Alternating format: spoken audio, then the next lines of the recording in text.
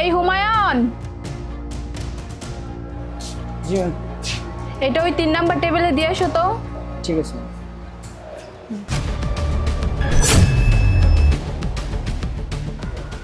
Ma'am. এটাতে তো বিড়ির সুগা পড়ে আছে। তো এটা আবার নিয়ে আসার লাগে, এটা ফেলে দাও।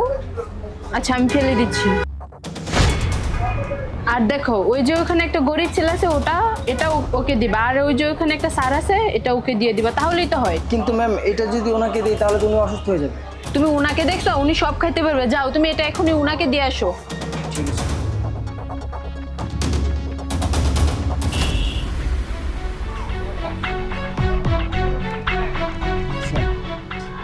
ধন্যবাদ ভাইয়া।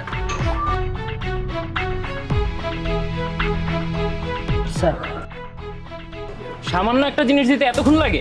Sorry sir. যাও এখান থেকে।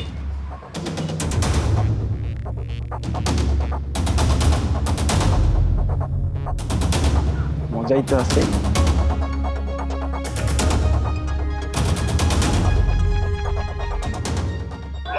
ভাইয়া আপনার বিলটা। ভাই বিল কি? এটা তো মুই জানি না। কয়টা হয়েছে এটা কোন? 50 টাকা। ও 50 টাকা। এদার 50 টাকা। খারান খারান, এটা আপনার টিপস। ধন্যবাদ স্যার। বিলটা। ওসব বিল টিল লাগবে না, এই ধরো যাও। স্যার এখানে তো 40 টাকা, আর আমাদের জুসের দাম হচ্ছে 50 টাকা। তোমাদের জুসের যে অবস্থা, তোমাকে যে 40 টাকা দিছে এটাই তোমার কপাল। যাও এখান থেকে। আর আমি কি পালাই যাচ্ছি নাকি? যাও। ঠিক আছে ম্যাম। আপনি তো নিজের চোখেই দেখলেন, আপনি যেই লোকটাকে ভালো জুস দিতে বলেছেন উনি আমার সাথে খারাপ ব্যবহার করেছে, আর যেই লোকটাকে খারাপ জুস দিতে বলেছেন উনি আমাকে বিল দিয়েও 40 টাকা এক্সট্রা দিয়েছে। এখন আপনিই বলুন। আসলে ম্যাম মানুষের পোশাক আশাক দেখে কখনো বিবেচনা করবেন না, মানুষের মন এবং মানুষের চরিত্র দেখে বিবেচনা করবেন। আসলে তুমি ঠিকই বলছো, আমরা মানুষের পোশাক আশাক দেখে মানুষকে বিবেচনা করতে পারি না।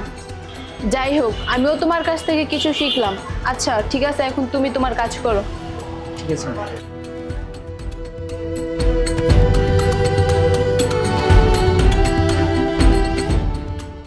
সামান্য একটা জিনিস দিতে এতক্ষণ লাগে? Sorry sir. যাও এখান থেকে। আর লাগে না